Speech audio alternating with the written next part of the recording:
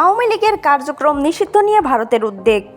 বাংলাদেশ আওয়ামী লীগের কার্যক্রম নিষিদ্ধ করার ঘটনায় আনুষ্ঠানিকভাবে উদ্বেগ জানিয়েছে ভারত।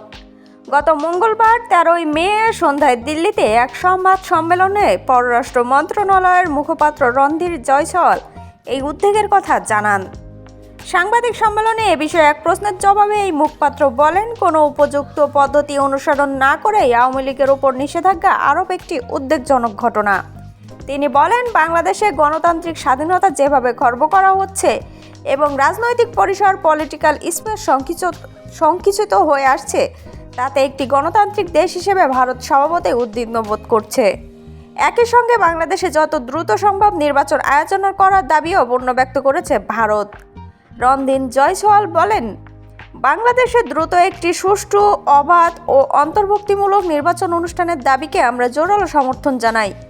উল্লেখ্য, ছাত্র জনতা, বিভিন্ন রাজনৈতিক দল এবং সংগঠনের আন্দোলনের মুখে শনিবার আওয়ামী লীগের সব কার্যক্রম নিষিদ্ধ ঘোষণা করার সিদ্ধান্ত নেয় অন্তর্বর্তী সরকার।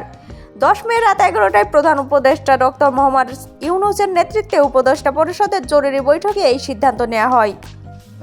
বৈঠক শেষে সংবাদ সম্মেলনে সাংবাদিকদের এই তথ্য জানান আইন উপদেষ্টা আসিফ নজরুল। তিনি বলেন, উপদেষ্টা পরিষদের এক বিশেষ সভায় আন্তর্জাতিক অপরাধ ট্রাইব্যুনালের সংশোধিত অনুমোদিত হয়েছে। সংশোধনী অনুযায়ী আন্তর্জাতিক অপরাধ ট্রাইব্যুনাল কোনো রাজনৈতিক দল, তার অঙ্গ সংগঠন বা সমর্থক গোষ্ঠীকে শাস্তি দিতে পারবে। তিনি আরও বলেন, নিরাপত্তা, দেশের সার্বভৌমত্ব রক্ষা, জুলাই আন্দোলনের নেতাকর্মীদের ট্রাইব্যুনালের বাদী ও আন্তর্জাতিক করে এই সিদ্ধান্ত নেওয়া হয়েছে।